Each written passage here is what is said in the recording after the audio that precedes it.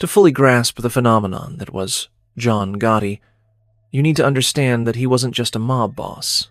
He was a walking, talking defiance of everything the mafia stood for in its traditional form. This was a man who didn't just break the rules, he rewrote them in neon lights. Imagine this. For decades, the most powerful crime families operated in whispers, in shadows. Their leaders almost mythical figures rarely seen, let alone heard. Then came Gotti. He didn't just become the boss of the powerful Gambino family. He publicly executed his predecessor, Paul Castellano, on a Manhattan street, a move so audacious, so unthinkable. It sent shockwaves through the entire underworld. This wasn't a quiet internal power grab. It was a bloody, brazen coronation performed in front of a steakhouse at rush hour. But that was just the opening act. Once he seized power, Gotti did something even crazier. He embraced the spotlight. Think about it. A mob boss, posing for magazine covers, giving impromptu press conferences, holding lavish parties in his Howard Beach neighborhood with fireworks and barbecues that brought out locals and even minor celebrities. He was the Dapper Don because of his flawless, expensive suits, but he was also the Teflon Don because, for years, he simply could not be convicted. Charges of racketeering, assault, even murder would be brought against him, and each time he'd walk out of court a free man, smiling and waving to cheering crowds.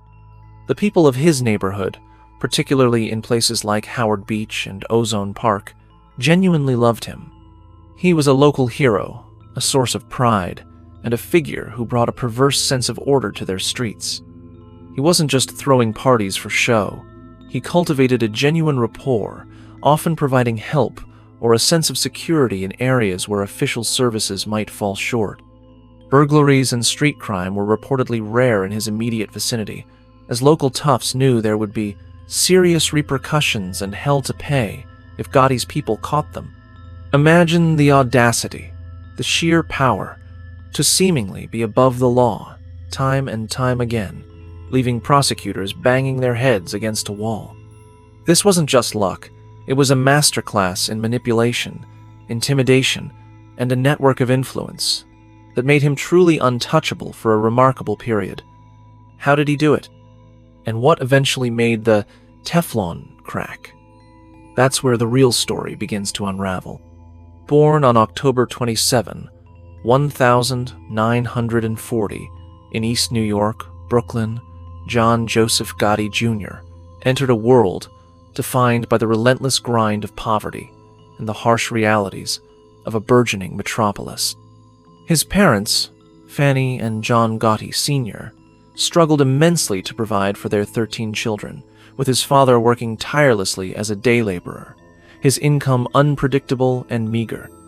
In this sprawling, chaotic household, where resources were always scarce and mouths were many, Gotti's early life was a constant exercise in scarcity and survival. The very air he breathed in East New York was thick with the scent of aspiration and desperation, a potent cocktail that shaped his worldview. Conventional schooling, with its rigid structures and limited prospects, offered few enticing paths out of their desperate circumstances. Instead, for young Gotti, the gritty, unforgiving streets became his primary, most influential classroom. It was here, amidst the chaotic energy of neighborhood life and the burgeoning presence of youth gangs, that he quickly developed an innate, streetwise intelligence and an almost instinctive understanding of power dynamics. He rapidly absorbed the unwritten rules of the street, the unspoken codes of loyalty and retribution that governed his world. He quickly rose through the ranks of these tough neighborhood gangs, particularly the notorious Fulton Rockaway Boys, a formidable outfit where he honed his raw street smarts, cultivated his natural leadership abilities, and began to assert his dominance among his peers. His first brush with serious notoriety, a stark prelude to his future criminal career, came at the tender age of 14. An ill-fated, audacious attempt to steal a cement mixer resulted in a brutal accident, a crushed foot, leaving him with a distinctive, permanent limp that would stay with him for life, a physical marker of his early defiance. This wasn't just a physical scar, it was a symbolic brand, a testament to a burgeoning spirit that stubbornly refused to be contained by conventional boundaries or the predetermined limitations of his impoverished upbringing. By his mid-teens, Gotti had decisively dropped out of Franklin K. Lane High School, fully immersing himself in the dangerous, seductive allure of the criminal underworld that pulsed beneath the city's surface. His early exploits ranged from petty thefts and street-level extortion to grander, more organized schemes like truck hijacking. Each successful venture a deliberate step further into the lucrative and perilous criminal life. These early arrests, while seemingly minor infractions on paper, were in fact pivotal, formative experiences. Each booking, each stint in a juvenile detention facility, provided him with invaluable first-hand insights into the intricate workings of the legal system, teaching him precisely where the weak points were, how information flowed or could be stopped, and, crucially, how to manipulate the system, its personnel, and its ambiguities to his distinct advantage. He learned the delicate, high-stakes dance of interrogation, the subtle yet powerful art of saying absolutely nothing, and the profound, often terrifying, power of strategic silence. His commitment to this perilous path, even at such a remarkably young age, was unwavering, fueled by a raw, unyielding hunger for power and wealth that set him apart from the timid, the hesitant, and the conventionally ambitious. This was a life not merely stumbled into by chance, but a conscious, deliberate choice to embrace the inherent, profound risks for the tantalizing promise of unparalleled power and immense wealth, a future far removed from the grinding, suffocating poverty that had defined his early youth. John Gotti's true ascent within the formidable Gambino crime family truly began to take shape in the early 1960s, a period of intense activity and strategic networking that laid the groundwork for his future dominance. He rapidly caught the discerning eye of influential capos within the family, most notably Carmine Fatico, a powerful figure known for his keen eye for talent and his no-nonsense approach to business. Fatico recognized instantly in the young Gotti a potent combination of raw fearlessness, sharp street instincts, and an almost magnetic charisma that drew others to him. Gotti quickly became a loyal and indispensable soldier under Fatico, proving his unwavering worth through a series of increasingly audacious and highly profitable criminal ventures. His primary focus during these formative years was the exceptionally lucrative enterprise of truck hijacking. This wasn't merely about opportunistically stealing goods. It was a complex, meticulously planned logistical operation that demanded intricate insider information, precise timing, and the sophisticated ability to move large quantities of stolen merchandise discreetly and efficiently through the city's labyrinthine underworld. Gotti excelled at this, consistently demonstrating an innate talent for organization, a ruthless efficiency, and a keen eye for maximizing profit opportunities. These hijackings, often targeting highly valuable cargo like crates of untaxed cigarettes, designer clothing, or high-tech electronics, generated significant illicit income, allowing Gotti to rapidly solidify his financial standing and earn increasing respect within the rigid Gambino hierarchy. He meticulously built a growing network of fiercely loyal associates, many of whom he had known since his challenging youth. Individuals who were willing to follow his lead without question and execute his commands with unwavering resolve. These were the men who genuinely respected his unparalleled street smarts, his undeniable courage, and his proven willingness to get his hands dirty, a stark and compelling contrast to some of the more aloof and detached figures in the upper echelons of the traditional mafia. However, Gotti's inherently aggressive approach and his conspicuous reluctance to operate entirely within the prescribed shadows of the underworld meant that law enforcement was always uncomfortably close on his heels. The mid-1960s and early 1970s saw Gotti facing multiple indictments and arrests for a range of serious offenses, including armed robbery, grand larceny, and other major criminal activities, forcing him into a constant, high-stakes battle with the legal system. These arrests, however, were not perceived as failures in his eyes, but rather as invaluable, albeit brutal, learning experiences. He shrewdly utilized each encounter with the law as an opportunity. He witnessed firsthand the intricate inner workings of the prosecution's strategies, meticulously observing their tactics, identifying their inherent weaknesses, and relentlessly refining his own counter-strategies for evasion and defense.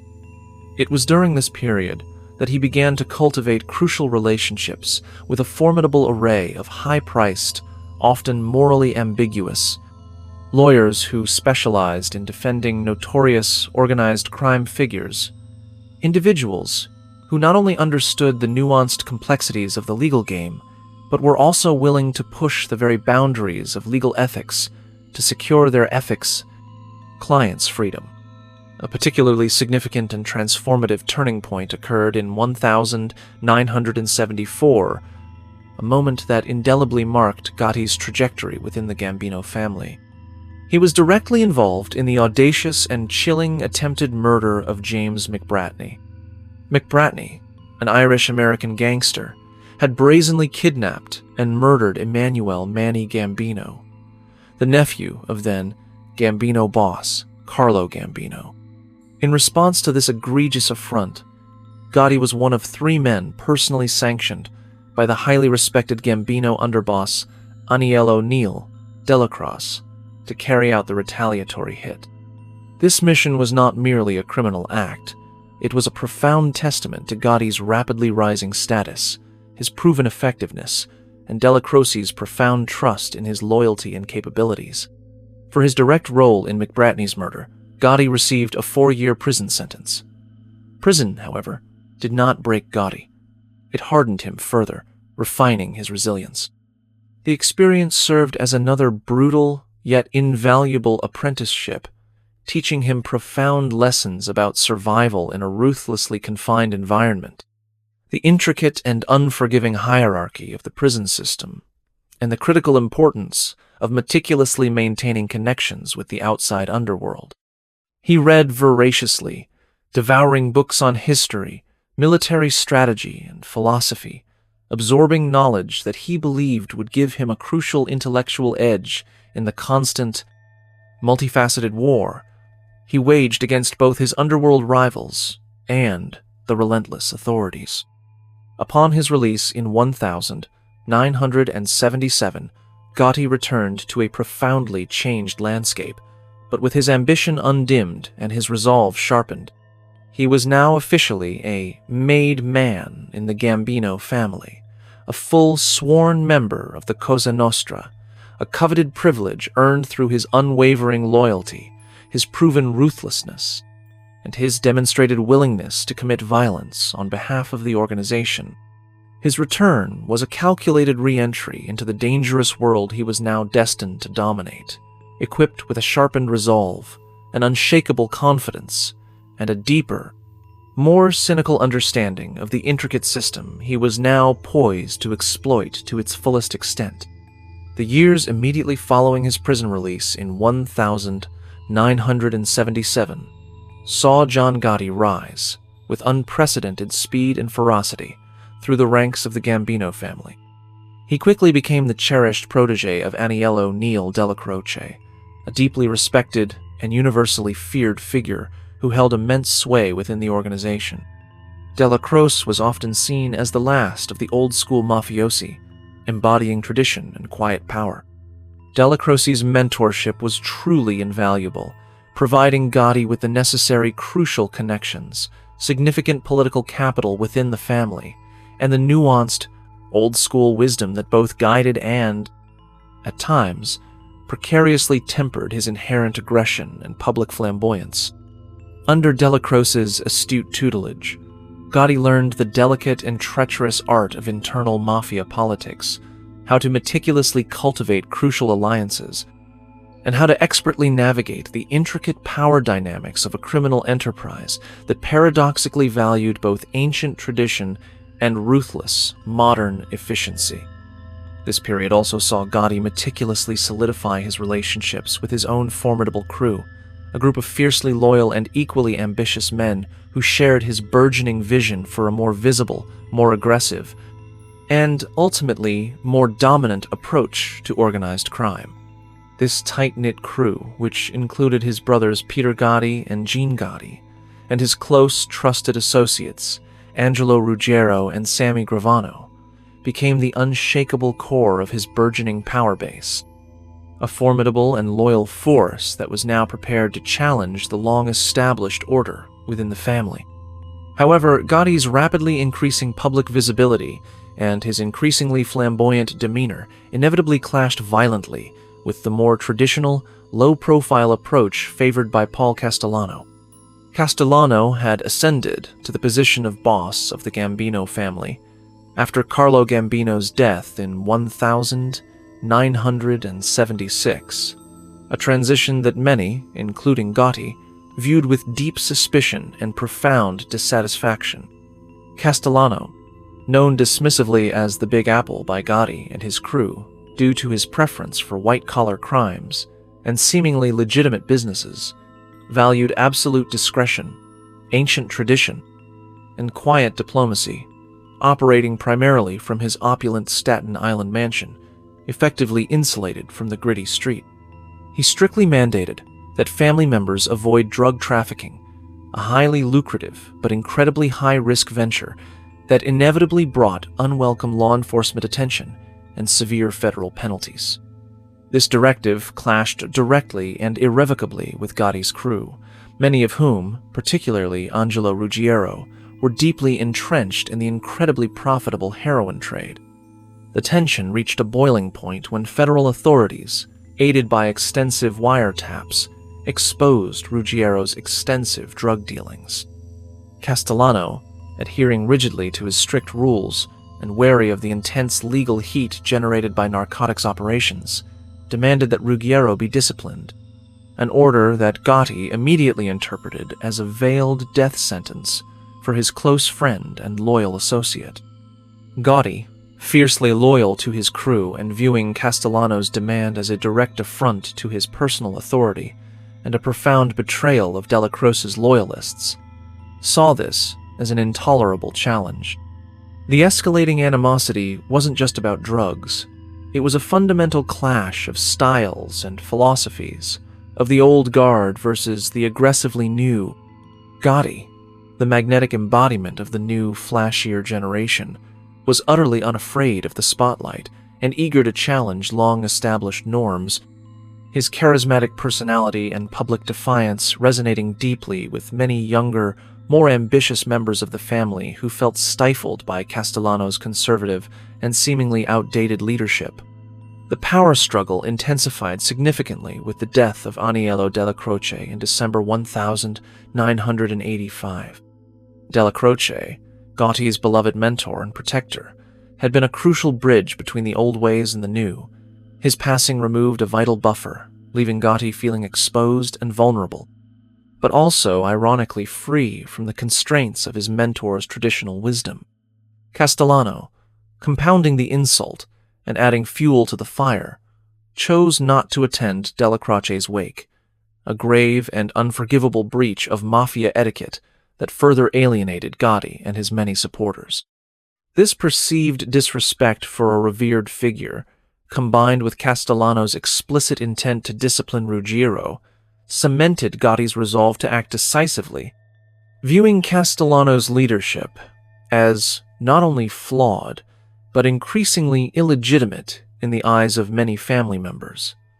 The stage was set for a dramatic and bloody power play, one that would redefine the very nature of mafia leadership in New York City and inevitably propel John Gotti into the glaring spotlight as the undisputed boss of the most powerful crime family in the United States.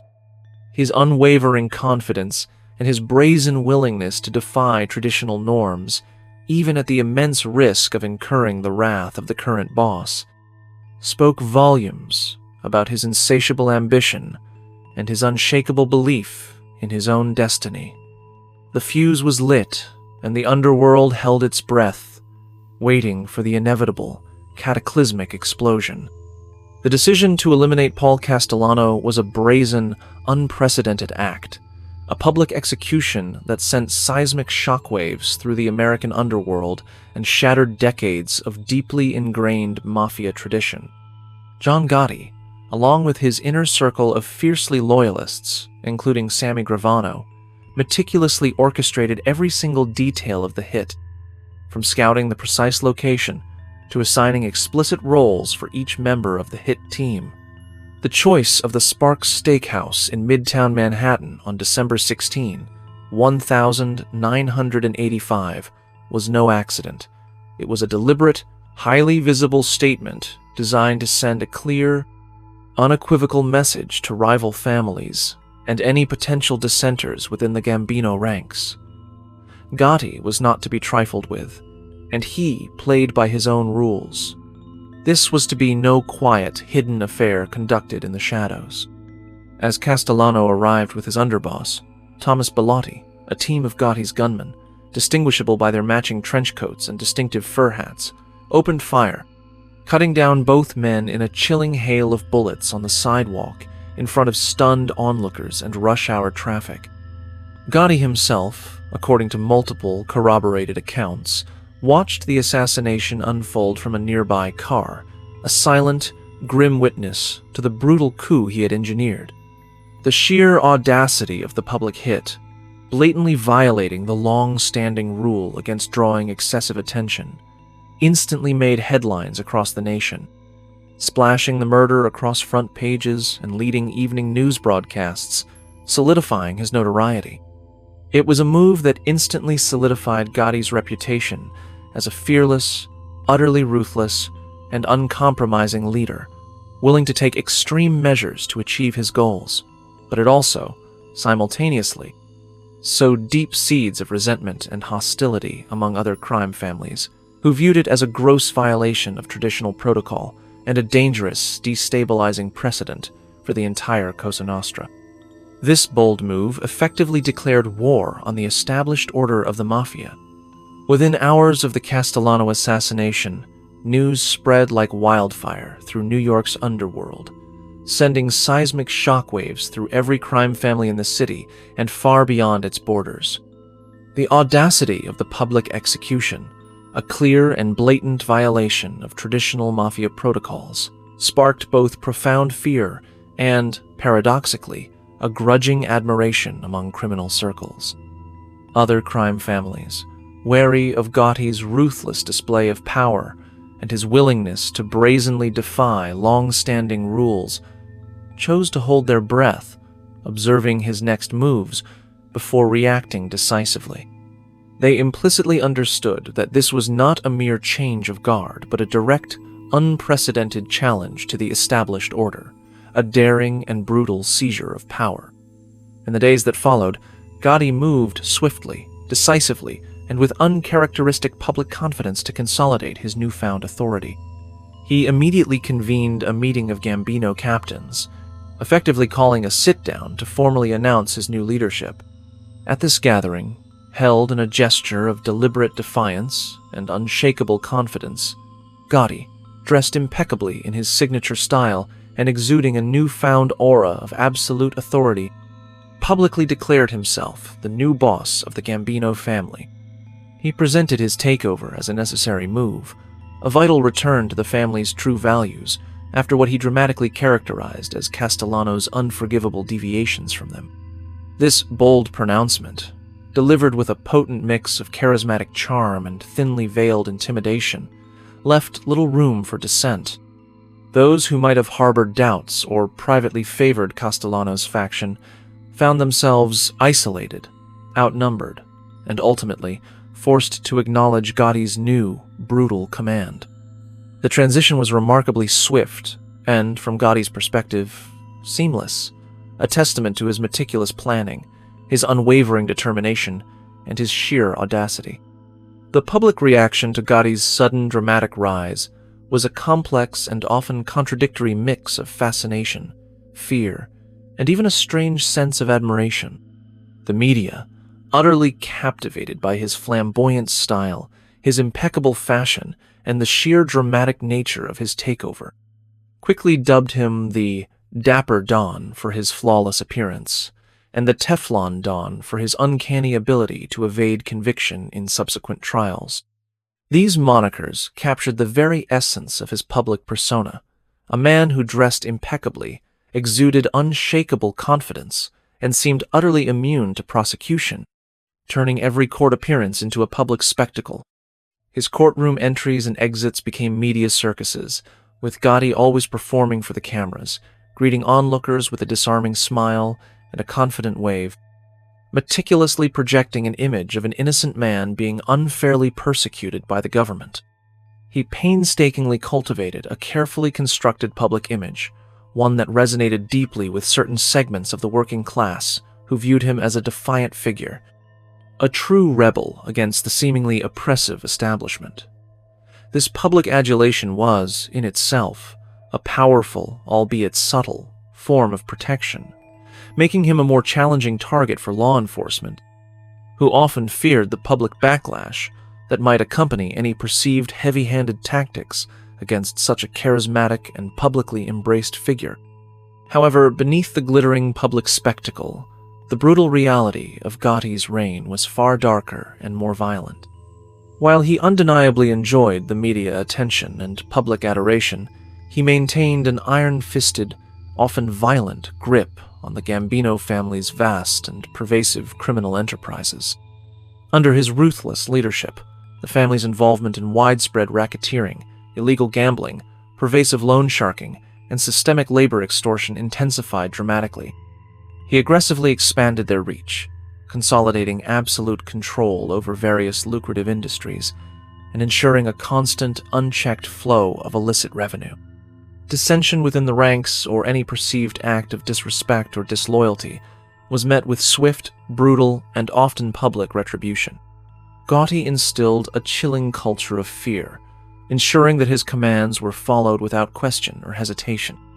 His reputation for ruthless efficiency, combined with his magnetic but menacing public persona, created a formidable, almost paradoxical figure at the helm of one of America's most powerful crime families. The rise of John Gotti was not just a mere change in leadership. It was a fundamental and dramatic shift in the very nature of organized crime in New York, ushering in an unprecedented era of high visibility, ruthless efficiency, and ultimately, intense, unrelenting scrutiny that would redefine the fight against the mafia. His story quickly became a living legend, a dark, cautionary tale unfolding in the glittering, yet brutal backdrop of New York City, a complex narrative of power, ambition, and inevitable consequence.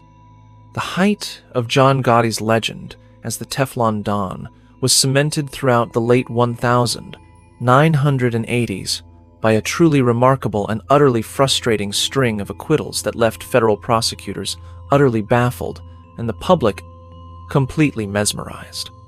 Each time, federal or state prosecutors brought charges against him, whether for assault, sophisticated racketeering, or even cold-blooded murder, the meticulously built cases seemed to mysteriously collapse, one after another in the courtroom, defying all expectations and legal precedents. Juries, despite what appeared to be compelling and often overwhelming evidence, repeatedly found him not guilty, creating a widespread sense of disbelief. These protracted trials were less about the impartial pursuit of justice and more about theatrical events, turning courtrooms into dramatic stages for Gotti's captivating public performances. He would walk in, always impeccably dressed, smiling confidently, waving to the throngs of news cameras, his fiercely loyal supporters cheering him on from the sidelines, creating a constant, feeding media frenzy that he appeared to relish and expertly manipulate. The sheer spectacle of these proceedings, coupled with his frustratingly repeated victories, fueled the pervasive public perception that Gotti was truly untouchable, that no charge, no matter how serious or well-documented, could ever stick to him. The whispers, of course, were rampant and pervasive throughout the city. Persistent allegations of widespread witness, intimidation, strategic jury tampering, and a vast, hidden network of corrupt officials working tirelessly behind the scenes to subvert justice. These accusations, though never definitively proven in a court of law against Gotti himself at the time, only added another dark, alluring layer to his already profound mystique, suggesting a man whose influence extended far beyond the visible reach of the law and into the very core of the justice system itself. His son, John A. Gotti Jr., would later speak candidly to the immense, suffocating pressure surrounding these constant trials, the ever-present threat of conviction, and the pervasive, almost unbelievable relief that came with each unexpected acquittal, a feeling that must have bordered on absolute invincibility. He witnessed firsthand the elaborate legal strategies, the intense and often illegal focus on jury selection, and the often shadowy, morally ambiguous methods employed to ensure a favorable outcome. This constant, high-stakes dance with the justice system, while inherently risky and draining, ultimately served to bolster Gotti's formidable reputation within the underworld. It unequivocally showed that he was not only capable of orchestrating brutal acts of violence, but also possessed the cunning, the vast resources, and the apparent unshakable luck to consistently escape the most dire consequences. A truly dangerous and unprecedented combination in the volatile, unforgiving world of organized crime. His astonishing ability to consistently beat the odds, to defiantly defy legal expectations, made him a figure of profound awe and chilling fear, not just to his many enemies, but even to some of his own hardened associates, who marveled at his seemingly supernatural invincibility. This era of perceived impunity was the undeniable height of his public legend, a time when Gotti, through sheer force of will and a dash of calculated magic, seemed to embody a force more powerful than the law itself. Perhaps the most compelling and often overlooked aspect of Gotti's reign, however, was the profound affection he inspired within his own neighborhood. While the media painted him as a ruthless gangster, to many in Howard Beach, Ozone Park, and surrounding working-class enclaves, John Gotti was a local hero, a source of perverse pride, and a figure who brought a strange, almost tangible, sense of order to their streets. He wasn't just throwing parties for show. He cultivated a genuine street-level rapport with ordinary people. He'd walk the blocks, shaking hands, listening to grievances, and projecting an image of accessibility and a man of the people. This wasn't merely a facade. It was rooted in a cultural understanding that transcended legal boundaries. He cultivated a system of patronage that endeared him to the community. Local businesses might pay protection, but in return, they often felt a sense of security that official law enforcement couldn't always provide. Burglaries, petty street crime, and unwanted disturbances were reportedly rare in his immediate vicinity, as local toughs knew there would be serious repercussions and hell to pay if Gotti's people caught them disrupting the peace or harming residents under his informal umbrella. People would approach him with problems: a son in trouble, a landlord dispute, a local nuisance, and Gotti's influence, often wielded quietly, would make things happen. He was the ultimate problem solver, the one who cut through red tape and delivered results. This practical assistance, combined with his larger-than-life persona, cemented his place in the hearts of many residents. They saw him as a defender of their way of life, a powerful figure who, despite his criminal activities, genuinely cared for his roots and his people. His lavish public parties, complete with free food, drinks, and fireworks, were not just extravagant displays of wealth, but acts of community bonding, celebrations of their boss. They were a testament to his embrace of his roots and his willingness to share his illicit gains with his neighborhood. This local adoration provided Gotti with an invaluable shield, the code of silence. Neighbors rarely cooperated with law enforcement against him, not just out of fear, but often out of loyalty and genuine affection. He was their guy. And in a complex moral landscape that counted for more than any legal statute, this deep-seated community support was a crucial, often underestimated factor in his long-standing ability to evade justice, making it incredibly difficult for federal agents to gain a foothold of trust or find willing witnesses within his immediate orbit. It was a symbiotic relationship. Gotti provided a twisted form of security and prosperity, and the neighborhood, in return, offered him unwavering loyalty and an impenetrable wall of silence against the outside world.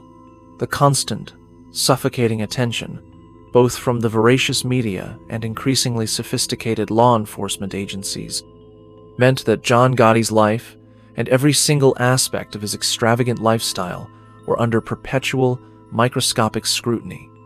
His lavish homes, his fleet of high-end luxury cars, and his unparalleled collection of custom-tailored suitsall became direct evidence of his ill-gotten gains and clear targets for prosecutors attempting to prove his vast, illicit wealth. The very elements that fueled his public image and earned him the Dapper Don moniker were now being meticulously cataloged by the government as instruments of his eventual downfall. The FBI, specifically, became utterly obsessed with bringing him down. They dedicated immense, unprecedented resources to his case, systematically employing every available surveillance technique. Their most potent weapon in this relentless pursuit was the extensive use of wiretaps. Federal agents painstakingly planted hidden microphones and recording devices in key locations where Gotti and his closest associates frequently met and conducted business. Most notoriously, they bugged the Ravenite Social Club in Little Italy, which served as Gotti's de facto headquarters and a symbol of his public power. These covert wiretaps captured thousands upon thousands of hours of Gotti's unfiltered conversations.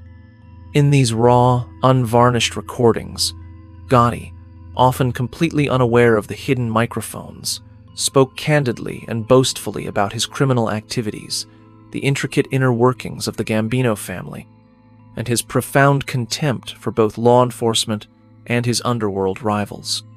He openly discussed the details of various brutal hits, including the Paul Castellano murder, providing prosecutors with invaluable, damning evidence directly from his own mouth. This represented a critical and revolutionary shift in law enforcement strategy. Instead of relying solely on potentially unreliable or intimidated informants, they were now building their cases directly from Gotti's own words, meticulously caught on tape, often implicating himself and his closest associates in intricate detail. The sheer audacity of the Dapper Don, his unbridled confidence, and his willingness to speak so freely, even boastfully, about his illicit activities, had inadvertently provided his enemies with the very tools they needed for his eventual, spectacular downfall.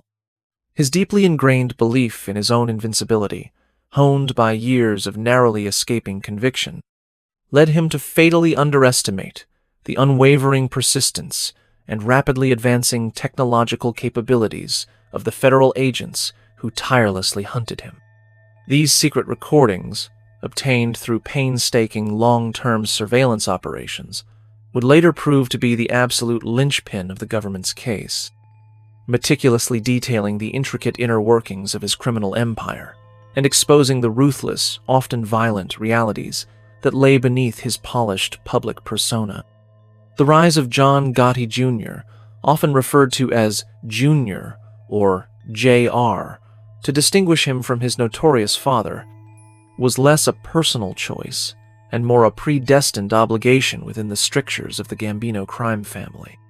Born into a world of immense wealth and power, Junior's childhood in the exclusive Howard Beach section of Queens was a strange and often unsettling dichotomy of suburban normalcy and underworld reality. He attended Catholic schools, played sports, and enjoyed the considerable material comforts afforded by his father's vast, illicit fortune. Yet, beneath this veneer of privilege, the unspoken, often brutal, rules of the mafia permeated every aspect of their lives. Problems were routinely handled internally, Grievances were settled through clandestine family channels, and the constant, imposing presence of his father's associates, often large, intimidating men in expensive suits, was a normalized, if unsettling, fixture. Junior often spoke candidly of the profound internal conflict he felt, the constant struggle to reconcile the loving, albeit complex, father figure he knew privately with the ruthless, violent gangster the world saw publicly. He openly described the unique and often terrifying experience of growing up in Howard Beach, where the very notion of calling the police was simply unheard of, a direct violation of their unwritten code, where neighborhood disputes, no matter how minor or severe, were invariably resolved through unspoken internal channels, and where the brutal, swift rules of the street consistently superseded any and all legal statutes. This deeply ingrained distrust of external authority and an absolute reliance on internal, often violent, mechanisms for justice profoundly shaped Junior's entire worldview. The family, despite its inherent, pervasive dangers, was also paradoxically a source of immense, unshakable loyalty and seemingly impenetrable protection, functioning as a tight-knit, almost isolated unit fiercely pitted against a hostile and ever-watchful outside world. This created a profound, almost paradoxical sense of both belonging and intense isolation for Junior, perpetually caught, as he was, between two fundamentally incompatible worlds.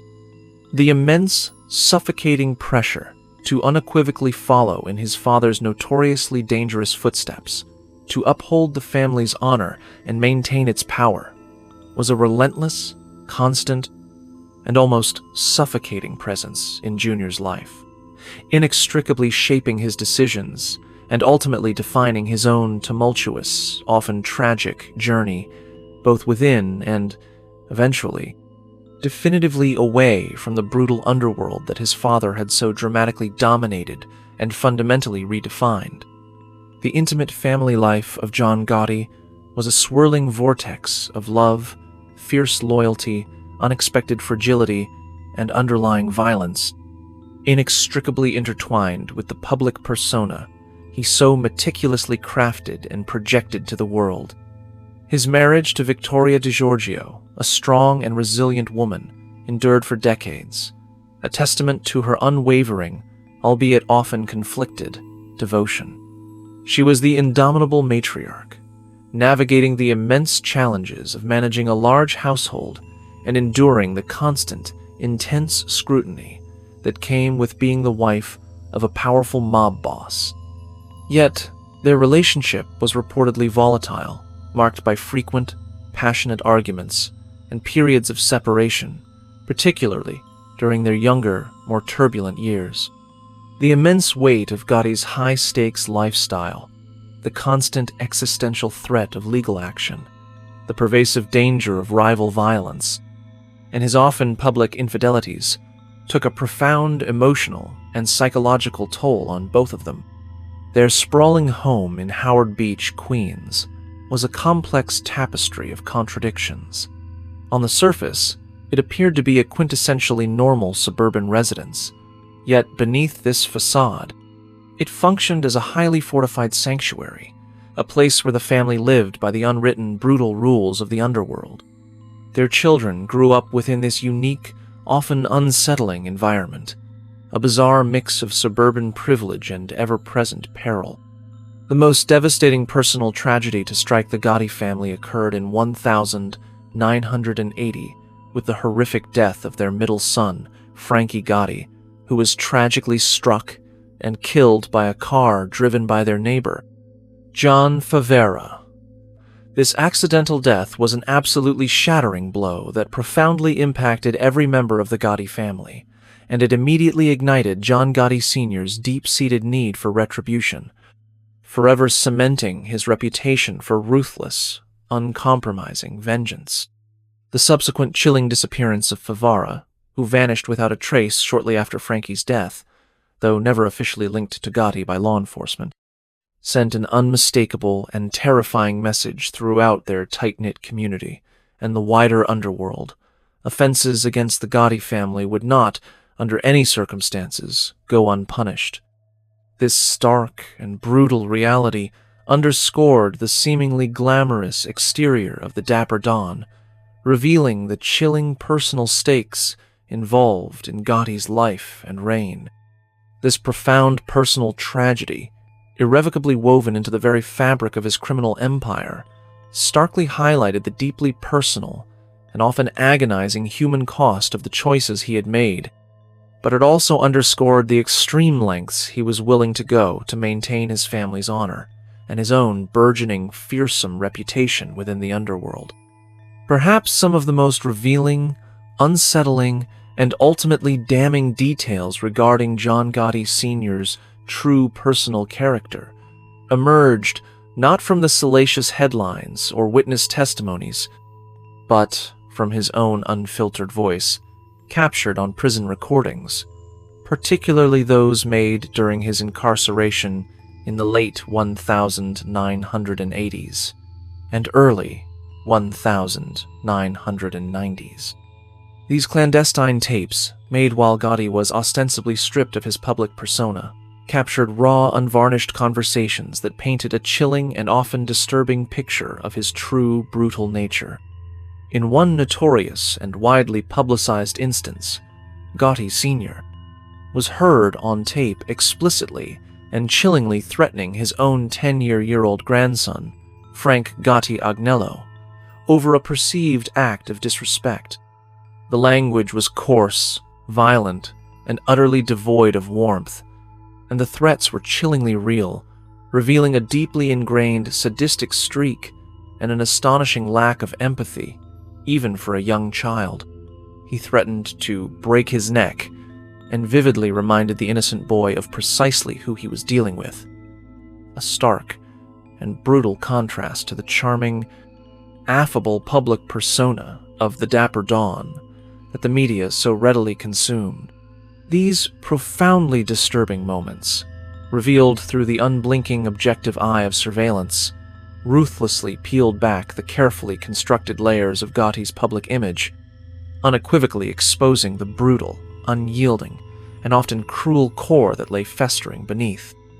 It unequivocally showed a man who demanded absolute, unquestioning obedience and unquestioning loyalty, not just from his hardened criminal associates, but from his own family, regardless of age, innocence, or emotional fragility.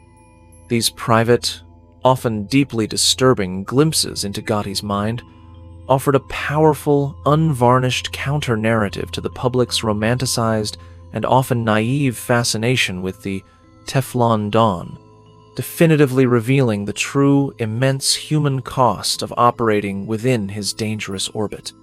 The conversations underscored the deeply ingrained, pervasive culture of fear, absolute control, and unwavering intimidation that permeated every single aspect of his life, extending even to the most intimate and sacred family relationships. It was a stark, irrefutable reminder that the gangster persona he so publicly embraced was not just an elaborate act or a calculated performance, but a fundamental, deeply ingrained, and utterly ruthless part of his very being, brutal and uncompromising identity that he carried with him, even into the sterile, isolated confines of a federal prison cell, a testament to his chilling consistency. The dynamic between John Gotti Sr. and his eldest son, John A. Gotti Jr. was an intense crucible of immense pressure, extraordinarily high expectations, and, ultimately, a deeply fractured, often tragic legacy. As Gotti Sr. aged and his legal troubles mounted, leading to his eventual imprisonment, the immense, heavy mantle of leadership within the Gambino crime family inexorably fell, largely, to Jr. This was by no means a smooth or willing transition. Jr., by many candid accounts, conspicuously lacked his father's unique, magnetic charisma, his innate street cunning, and his unwavering, almost pathological ruthlessness. He was, to a significant extent, a less willing participant in the inherently violent and morally ambiguous life, a man who, despite his best and often desperate efforts, consistently struggled to fully embrace the brutal demands of his inherited, dangerous role. The FBI, keenly and strategically aware of this evolving dynamic, quickly identified Jr. as a potential weak link, a crucial vulnerability that could finally be exploited to systematically dismantle the formidable Gotti empire from within. They consequently launched a relentless and comprehensive campaign of intensified surveillance, pervasive wiretaps, and extensive informant cultivation, all specifically aimed at exploiting Jr.'s inherent vulnerabilities and moral conflicts. This constant, suffocating pressure, combined with his own profound internal conflicts and a growing disillusionment with the life, inexorably led to multiple indictments and eventually a series of debilitating prison sentences for Jr. throughout the late 1990s and early 2000s. Unlike his father, who consistently and miraculously beat the charges time and again, Jr.'s own protracted legal battles often culminated in definitive convictions, systematically chipping away at the family's power, immense financial resources, and formidable reputation. The final, deeply poignant, and profoundly symbolic act of this complex father-son drama played out in the sterile, unforgiving confines of a federal prison medical facility. John Gotti Sr., ravaged by aggressive throat cancer, was visibly fading, his once imposing, larger-than-life presence diminished and softened by the relentless advance of his terminal illness. It was during a rare, heavily monitored, and emotionally charged visit that John A. Gotti Jr. sought a final, profound blessing from his dying father, explicit permission to officially quit the life. This was not a casual or frivolous request or a mere expression of weariness. It was a desperate, almost existential plea for absolute liberation from a crushing destiny that had consumed his family for generations.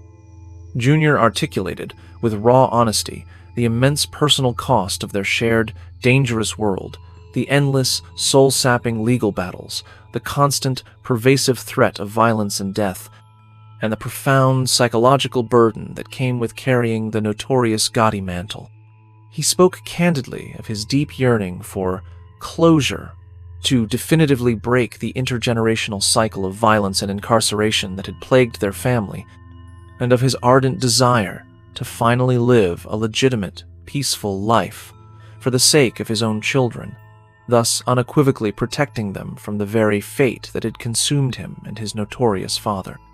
It was an unprecedented and genuinely revolutionary request, a direct and profound challenge to the very code that Gotti Sr. had lived and died for, a code that demanded lifelong, unquestioning allegiance to the Cosa Nostra, regardless of personal cost.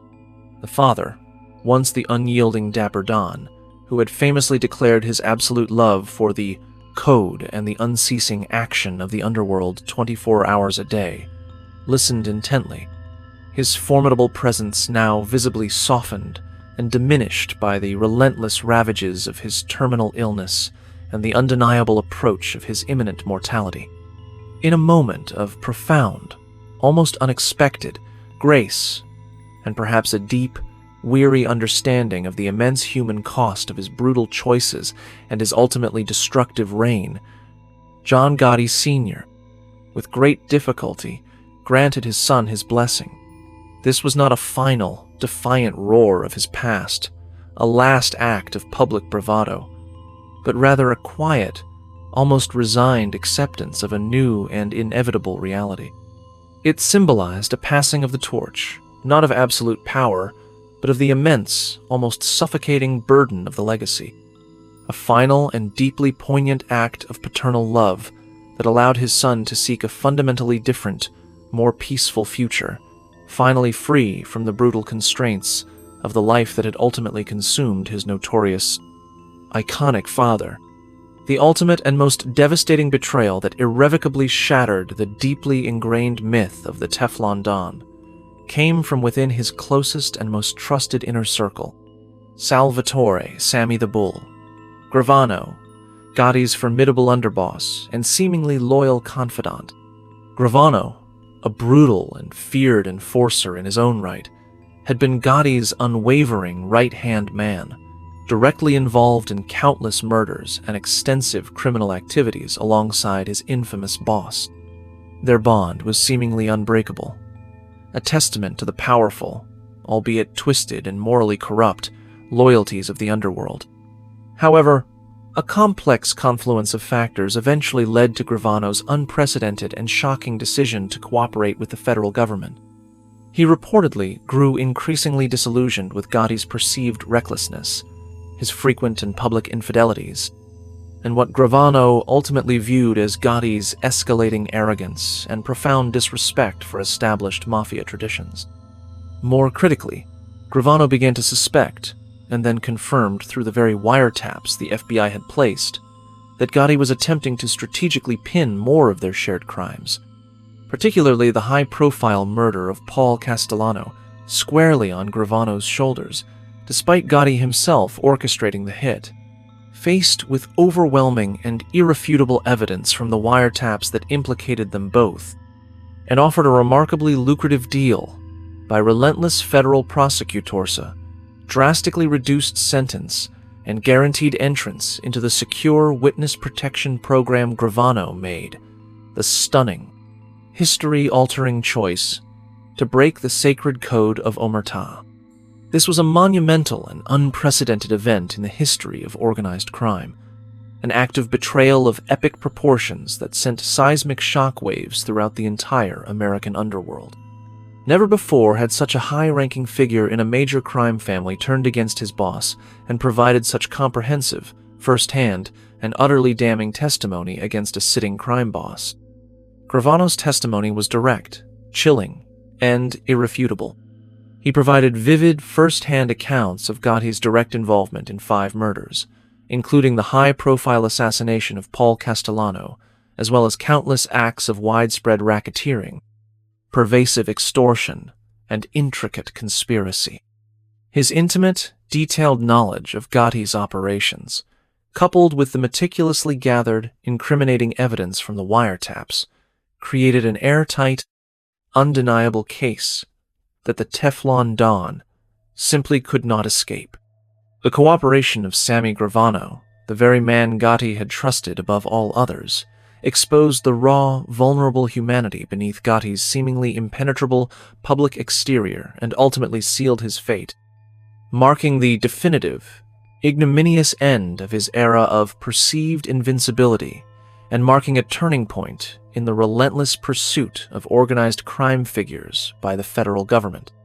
The trial of John Gotti in 1992 was a watershed moment, not just for his illustrious criminal career, but for the entire history of organized crime prosecution in the United States. Recognizing the frustrating failures of past attempts to convict the elusive Gotti, federal prosecutors employed truly unprecedented and ingenious measures to ensure a fair and, crucially, untainted trial. The jury was anonymous, identified only by numbers to protect their identities, and rigorously sequestered for the entire duration of the trial, completely isolating them from any external influences or potential intimidation from Gotti's notoriously powerful network.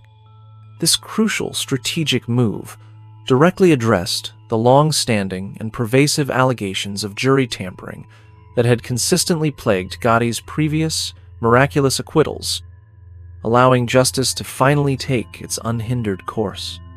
The atmosphere in the courtroom itself was undeniably electric, charged with the immense weight of decades of criminal activity and the collective anticipation of a final, definitive reckoning. The prosecution, led by formidable federal prosecutors John Gleason and Diane Jacquelone, presented a meticulously crafted and ultimately devastating case built on 2 unassailable pillars: the thousands of hours of wiretap recordings that captured Gotti's own incriminating words, and the chilling, first-hand, and highly detailed testimony of Sammy Gravano. Gravano, calm, articulate, and seemingly remorseful on the stand, served as the prosecution's star witness. His vivid accounts of Gotti's brutal crimes painting an undeniable picture of the Gambino family's illicit operations. He confessed to 19 murders himself and provided direct, damning evidence of Gotti's explicit orders for 5 of those killings, including the high-profile assassination of Paul Castellano. The undeniable synergy between the irrefutable audio evidence and the compelling insider testimony created an overwhelming and unassailable case that Gotti's defense, despite their best and most desperate efforts, simply could not overcome.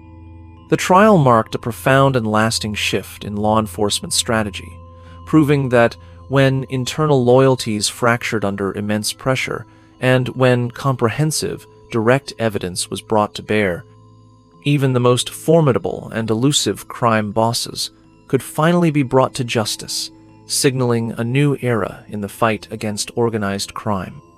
The verdict, delivered on April 2, 1992, was a resounding guilty on all 13 counts, a stunning and definitive blow that irrevocably shattered the deeply ingrained myth of the Teflon Don.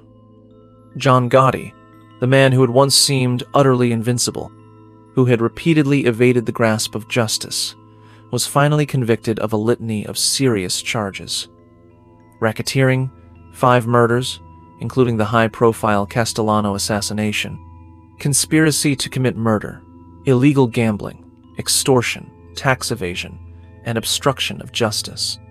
The sheer magnitude and comprehensive nature of the conviction was undeniable, encompassing the very crimes he had repeatedly eluded charges for in the past, a testament to the new, aggressive, and ultimately successful strategies employed by federal prosecutors.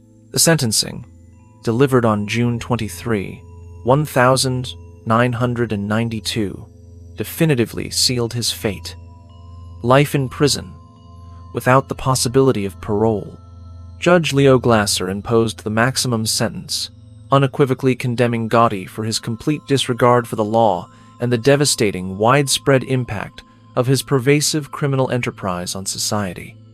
This was not merely a prison sentence, it was a profound societal declaration, a symbolic and definitive end to an era of public gangsterism, and a clear, unambiguous message that no one, regardless of their power, public persona, or perceived untouchability, was ultimately above the law.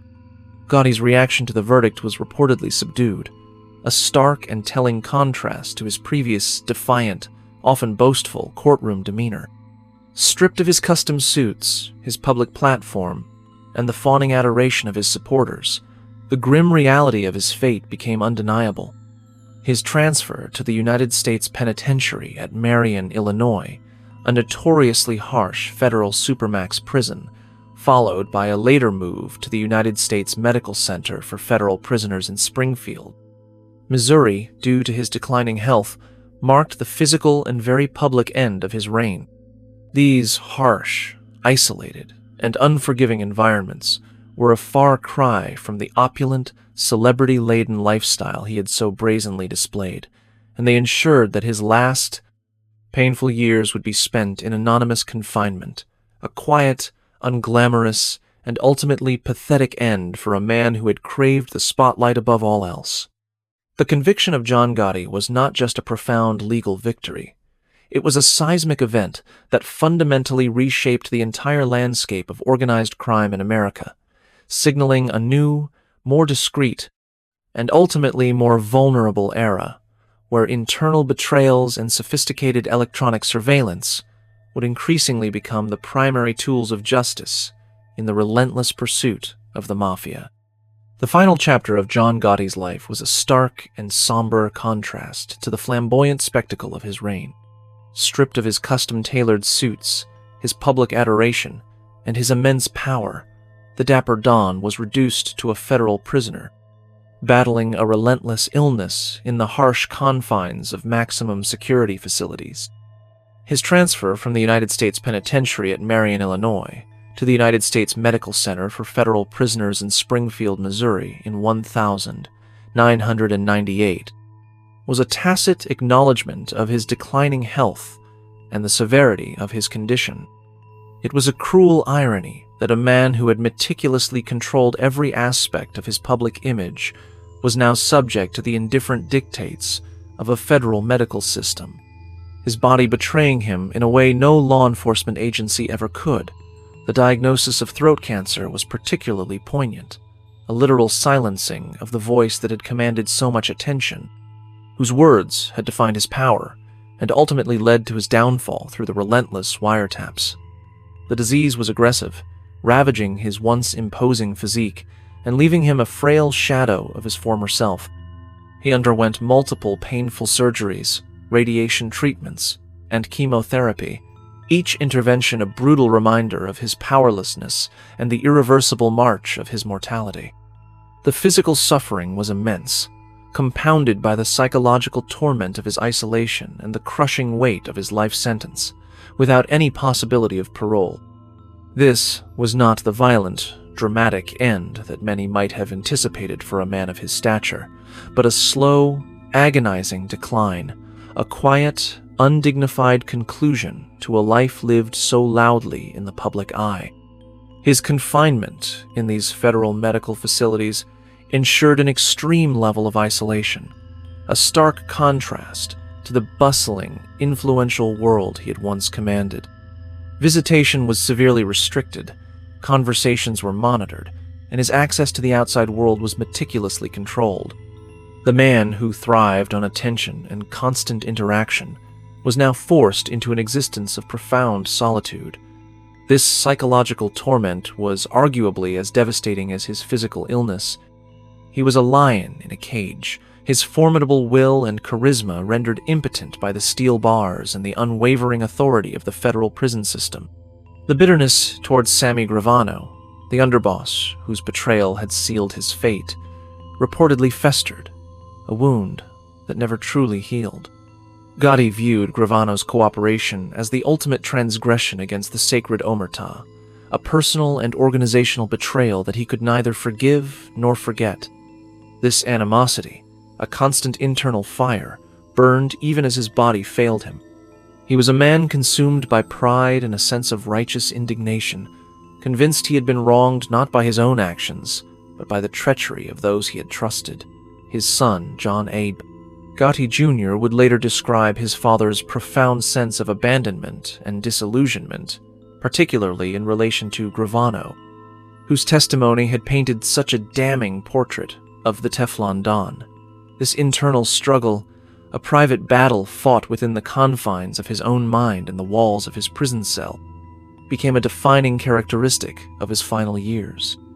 The emotional and psychological toll of his terminal illness and his incarceration weighed heavily on John Gotti, transforming the once defiant, charismatic, dapper Don into a figure of quiet, almost resigned, suffering.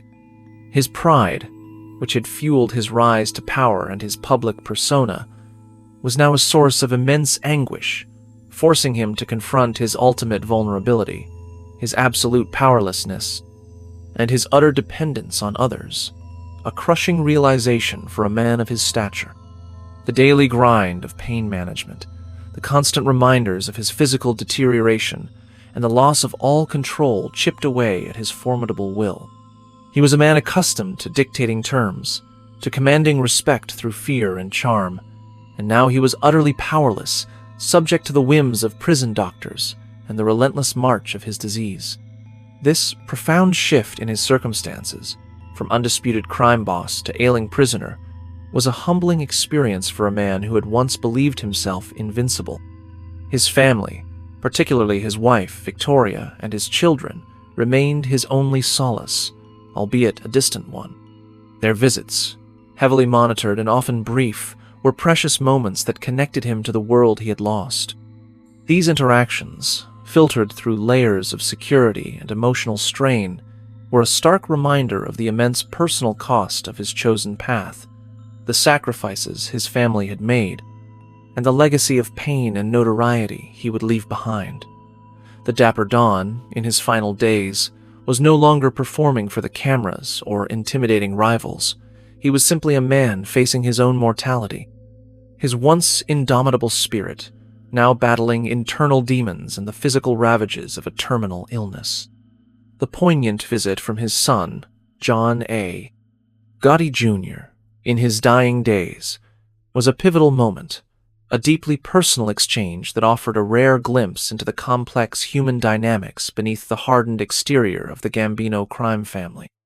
Jr., himself a man who had walked in his father's dangerous shadow, battling his own series of racketeering charges and struggling with the immense burden of the Gotti name, sought a final, profound blessing from his father, permission to quit the life. This was not a request for power or validation, but a desperate plea for liberation from a destiny that had consumed his family for generations. Junior articulated the immense personal cost of their shared world, the endless legal battles, the constant threats, and the psychological burden that came with carrying the Gotti mantle. He spoke of his desire for closure, to break the cycle of violence and incarceration for the sake of his own children, to finally live a life free from the suffocating grasp of the mafia. His father, the man who had always preached unwavering loyalty to the code and lived by the violent dictates of the underworld, listened. In a moment of unexpected empathy and perhaps profound exhaustion, John Gotti Sr. granted his son his blessing. This was not a roaring defiance, but a quiet, almost resigned acceptance, an unspoken acknowledgement that the pursuit of power had exacted an unbearable toll on his family. It symbolized a passing of the torch, not of power, but of the burden of the legacy, a quiet permission for his son to seek a different, more peaceful future, free from the brutal constraints of the life that had ultimately consumed his notorious father. John Gotti finally succumbed to throat cancer on June 10, 2002, at the age of 61, in the medical facility of the United States Medical Center for Federal Prisoners in Springfield, Missouri. A quiet, unceremonious end for a man who had lived such a public and tumultuous life. The news of his passing, while long anticipated due to his illness, still sent ripples through the underworld and captured national headlines. For many, it marked the definitive end of an era, the closing chapter on the flamboyant, highly visible gangster who had defied law enforcement for so long. His funeral was held in Queens, New York, a stark contrast to the extravagant public spectacles he once orchestrated.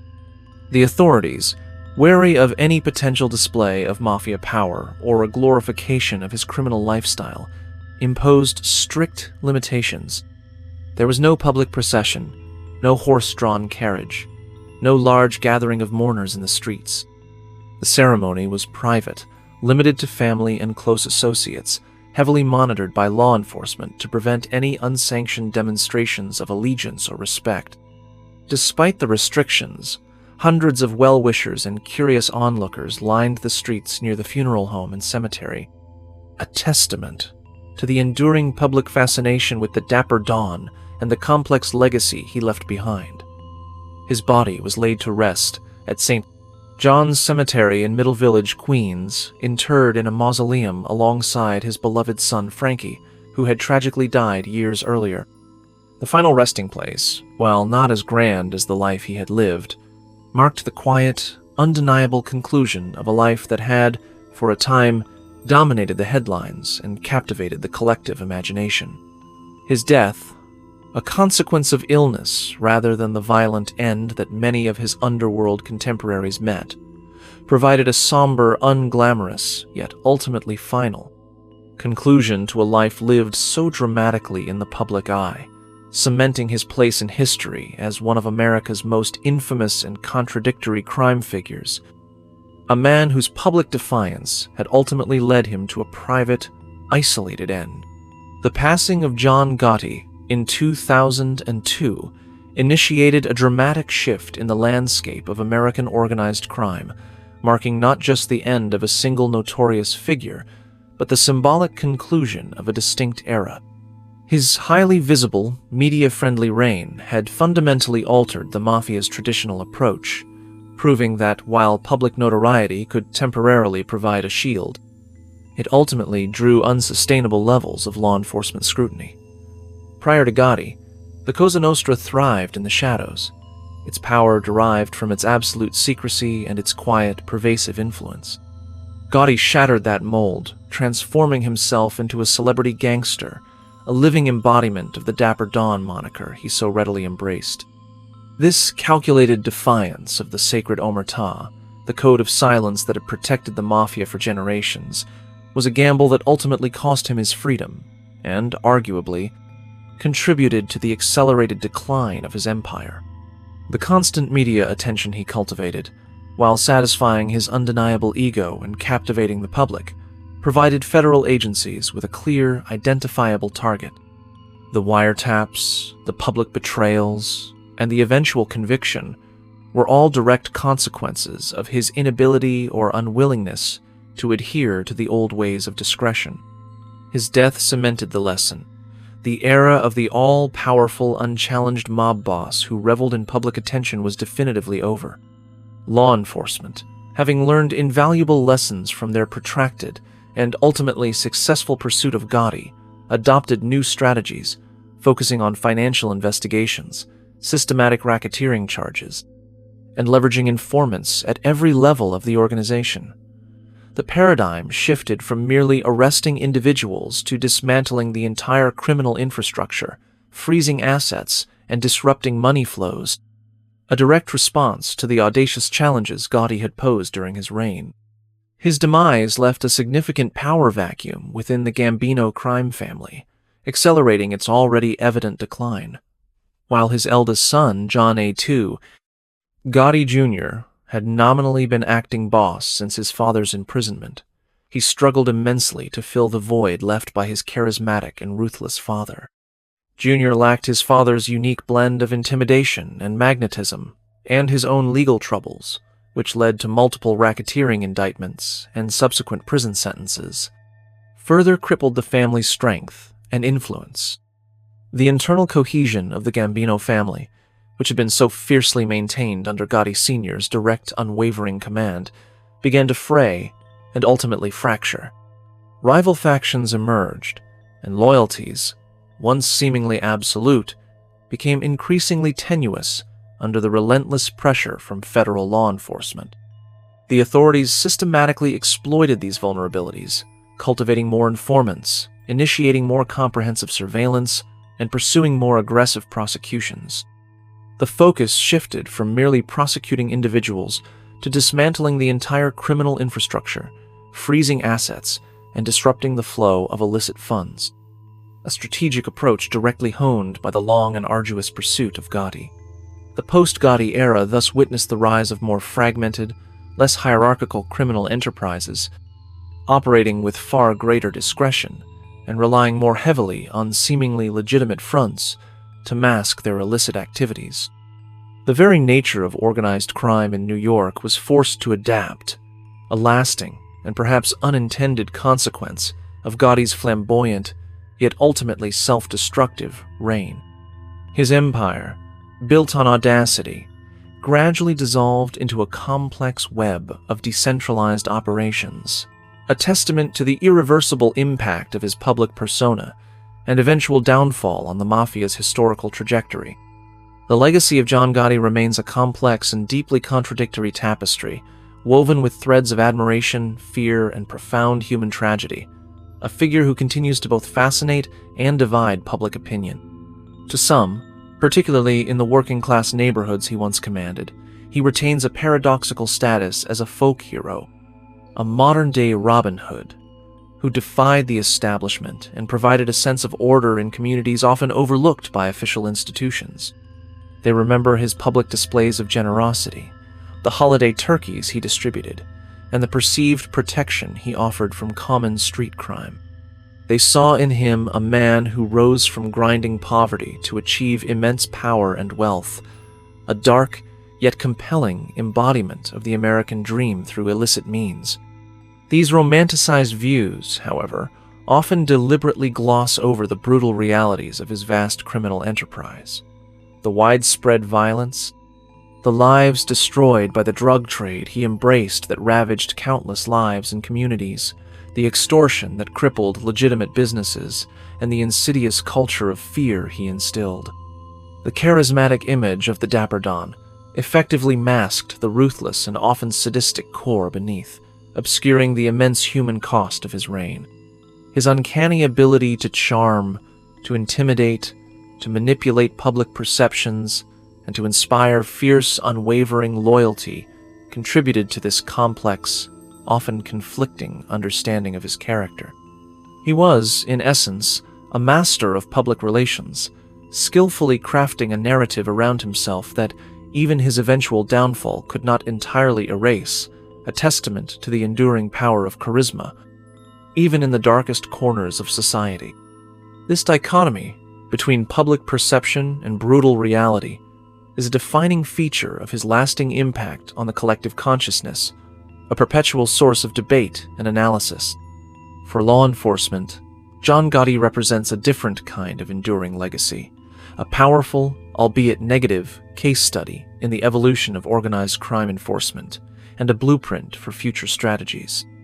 His protracted legal battles, characterized by his repeated acquittals, and his eventual definitive conviction spurred significant and lasting changes in prosecutorial tactics. The successful implementation of anonymous and sequestered juries, a direct response to allegations of jury tampering in his earlier trials, became a standard operating procedure in high-profile organized crime cases. The systematic reliance on wiretaps and sophisticated electronic surveillance to gather direct, irrefutable evidence, bypassing the need for potentially intimidated witnesses or elusive physical evidence, became a cornerstone of federal investigations. Crucially, the unprecedented success in turning a high-ranking insider like Sammy Gravano into a cooperating witness set a new precedent for federal prosecutors, demonstrating that even the strongest bonds of the mafia could be fractured under sufficient pressure. Gotti's relentless pursuit also underscored the vital importance of multi-agency cooperation between federal and local law enforcement bodies, fostering a more unified and effective approach to combating complex criminal networks. His reign, and the formidable challenges it presented, forced law enforcement to adapt, to become more sophisticated, and to develop innovative new tools to combat increasingly cunning criminal organizations. His downfall, therefore, became a blueprint for future successes, demonstrating that persistence, strategic innovation, and a willingness to break traditional molds could eventually dismantle even the most formidable criminal empires. The immense cost, however, in terms of decades of dedicated resources, countless hours of intensive surveillance, and the inherent risks associated with penetrating such a violent and secretive organization, remained a stark reminder of the challenge. The lessons learned from the Gotti era continue to influence how organized crime is fought today, a profound and lasting, albeit an unintended, testament to his impact on the evolution of law enforcement tactics and strategies. The mythology surrounding John Gotti continues to evolve and proliferate, constantly fueled by a steady stream of books, documentaries, and fictionalized portrayals in film and television. His life story, with its dramatic rise from humble beginnings, his glittering, audacious lifestyle, and his precipitous fall from grace, is an intrinsically compelling narrative that taps into deep-seated societal fascinations with themes of power, ambition, and the seductive allure of the underworld. These cultural representations, while undeniably engaging, often tend to sensationalize his life, sometimes romanticizing his criminal exploits and frequently downplaying the devastating and far-reaching impact of his actions on countless communities and individuals. The public's enduring fascination with figures like Gotti stems, in part, from a collective desire to understand the intricate mechanics of absolute power, to witness someone who dares to operate entirely outside the conventional rules of society, and to explore the often blurred line between a ruthless villain and a complex anti-hero. However, the true narrative, as painstakingly articulated by his son, John A. Gotti Jr., offers a significantly more nuanced, raw, and often deeply tragic perspective.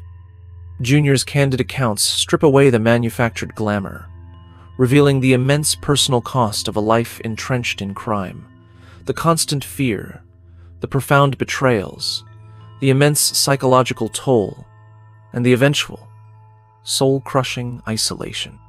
His unwavering efforts to achieve closure from his tumultuous past and to definitively step away from the life serve as a powerful and poignant counterpoint to his father's relentless and ultimately self-destructive embrace of it, highlighting the enduring human consequences that often lie hidden beneath the sensational headlines and the carefully constructed public personas.